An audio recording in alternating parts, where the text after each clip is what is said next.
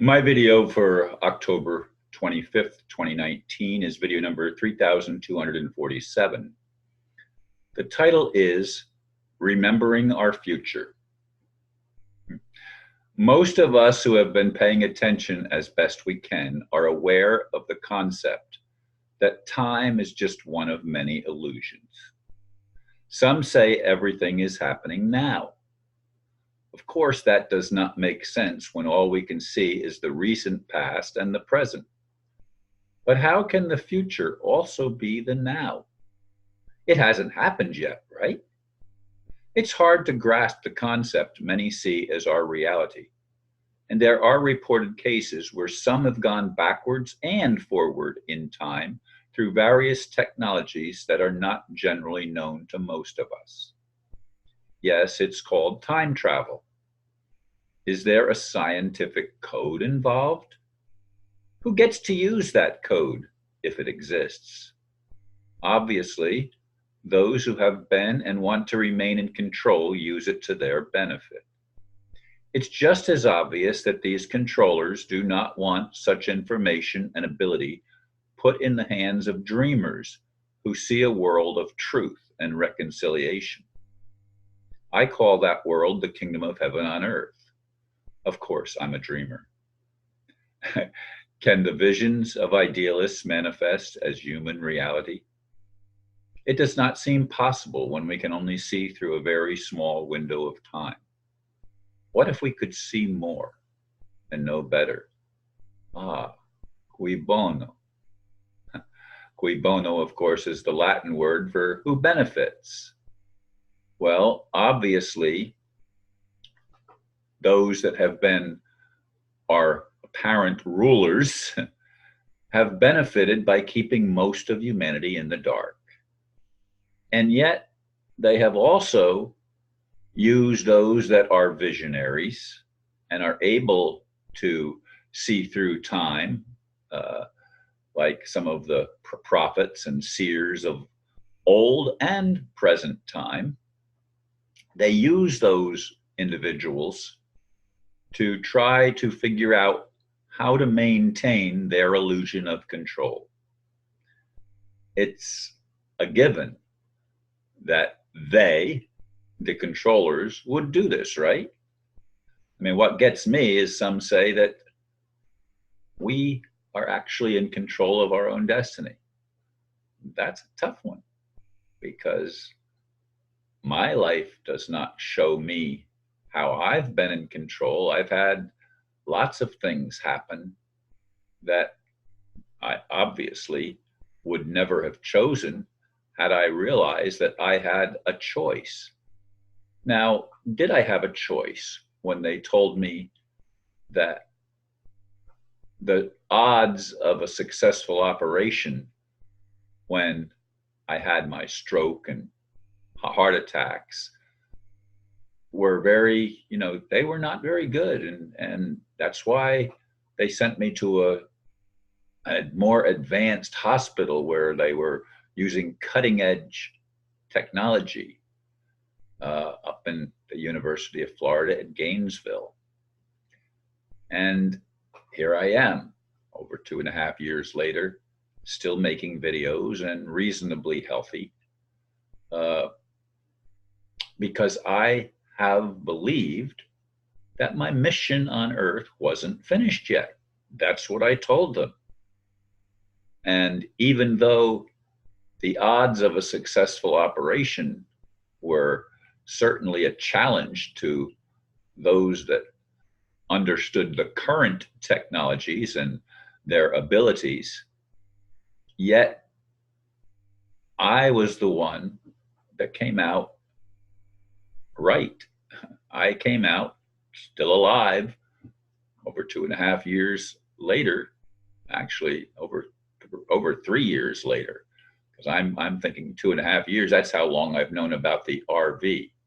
It's been about 2.5 years, and it was imminent when I was first invited to invest a little bit of money.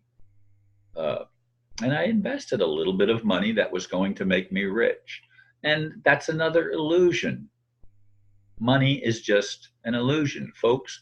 It used to be something that had tangibility to it. It was gold, it was silver, it was diamonds, it was precious metals and precious substances that were valued, especially by those that were the controllers.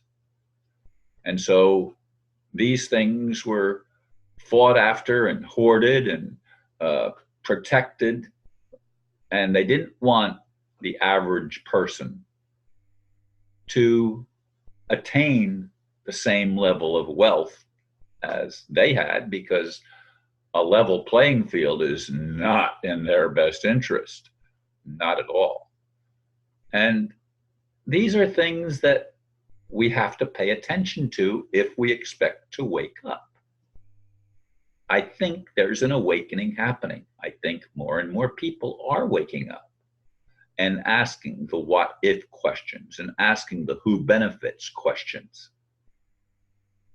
Those that have benefited from keeping us locked in time and space in the present make us fearful of the future by issuing all sorts of dire warnings.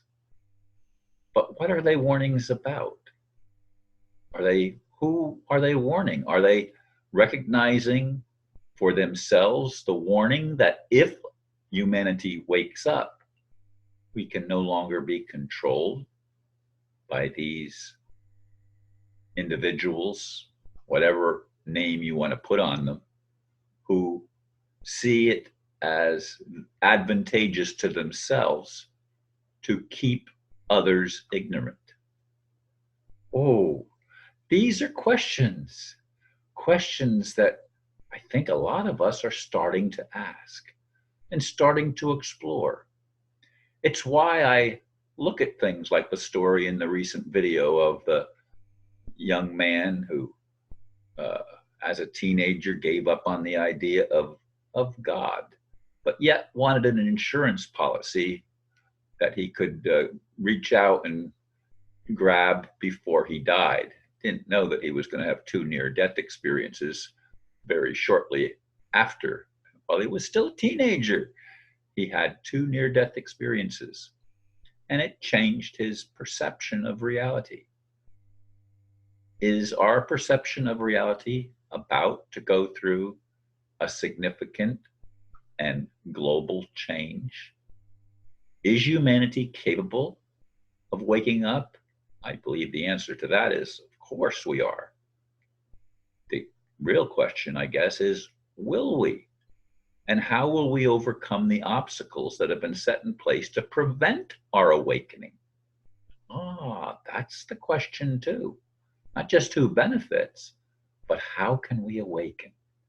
How can we recognize that our future is unlimited and that our destiny is within us?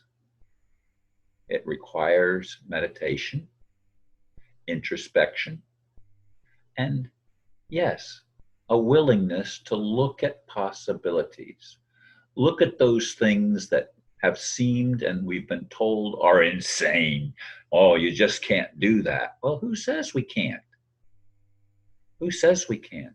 There have been individuals in our own history that have done things that are considered supernatural. Perhaps we live in a supernatural existence. Perhaps nothing we've been told is the truth, except maybe just a little teeny bit.